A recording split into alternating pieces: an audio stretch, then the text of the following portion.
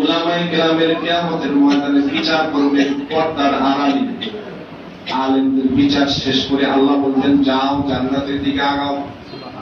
মুসলমান ভাইরা আমার, উলামায়ে কেরাম জান্নাতের দিকে রওনা হয়ে যাবে।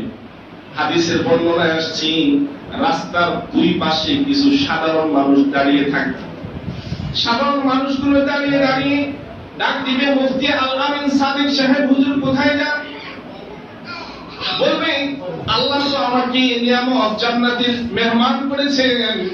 দৃষ্টান্ত দিয়ে বললাম বাবা বুঝার জন্য।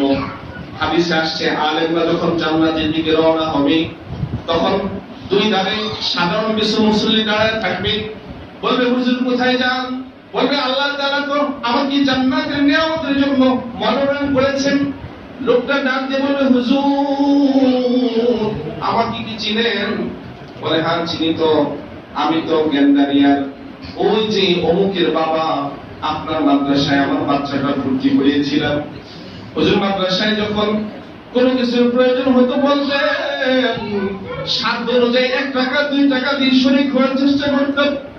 হুজুর মাদ্রাসায় একটা পাখা লাগলে আমি আগে বাড়তাম, একটা লাইট লাগলে আমি দেওয়ার চেষ্টা করতাম। হুজুর কোন মেহমানদারি মাহফিল হলে আমি খাবারের ইন্তজামের চেষ্টা করতাম, দিল থেকে বলতাম। ভাই খুব গভীরভাবে বোঝার চেষ্টা করেন, নেক আমলের জন্য ইখলাস এবং সহি নিয়ত শর্ত। কারণ হাদিসে আসছে অনেক দামি ইবাদতওয়ালাকে আল্লাহ জাহান্নামে পাঠাবে। মুজাহিদকে জাহান্নামে পাঠাবে, বলবে তুই তোকে আর মানুষ বীর বলবে জন্য যুদ্ধ করেছিস। হাজীকে বলবে মানুষ তোকে আলহাজ বলবে জন্য হজ করেছিস, জাহান্নামে যা। দাতাকে বলবে মানুষ তোকে দানবীর বলবে এই জন্য তুই দান করেছিস, যা যা তুই জাহান্নামে যা। মুসলমান ভাইরা আমার, এজন্য যে কোনো নেক আমল করার আগে ইখলাস দরকার, বিশুদ্ধ নিয়ত দরকার। আল্লাহর গোলাম তখন আলেমকে ডাক দিয়ে বলতো হুজুর আমার কি চিনেন? আল মুহসানাত বালিকা মাদ্রাসা, মান্নাতুস মাদ্রাসাতুস সুন্নাহ ঢাকার নিচেই তো আমার ফাস্টফুডের দোকান ছিল। হুজুর বিকাল বেলা যখন আপনার ওস্তাদরা বের হতো আমি দোকানে বসাতাম, 1 কাপ চা অর্ডার দিতাম, 1 কাপ পান খাওয়ার।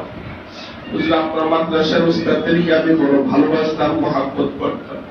হুজুর আমার সন্তান আপনার মাদ্রাসায় পড়তো না, কিন্তু মাদ্রাসার কোন জরুরত যদি সামনে আসতো তো আমি কিন্তু আপনার সাধ্য অনুযায়ী চেষ্টা করতাম। হুজুর আমি তো আজকে জাহান্নামের আসামি হয়ে গ্রেফতার হয়ে গিয়েছি, আপনি তো জান্নাতের দিকে মেহমান হয়ে রওনা হয়েছেন।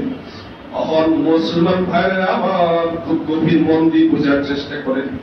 পয়গম্বর আরবি বলেন তখন উলামায়ে কেরামকে আল্লাহ পাক রব্বুল আলামিন শাফাআতের সুপারিশের ইজাজত দিবেন। আল্লাহ পাক উলামায়ে কেরামকে সুপারিশের ইজাজত দিবেন। কারণ হাদিসে পয়গম্বর বলেছেন মান ক্বারাআল কুরআন ফাস্তাযহারাহু فأحل حلاله وحرم حرامه أدخله الله الجنة وشفعه في 10 من أهل بيته كلهم قد وجبت له النار। পয়গম্বর বলেন যে কোরআন পড়ে কোরআনের হালালকে হালাল জানে, হারামকে হারাম জানে, আদখালাহুল্লাহুল জান্নাহ, আল্লাহ তাআলা এমন কোরআনের আলেমকে জান্নাতে প্রবেশ করাবেন। সুবহানাল্লাহ।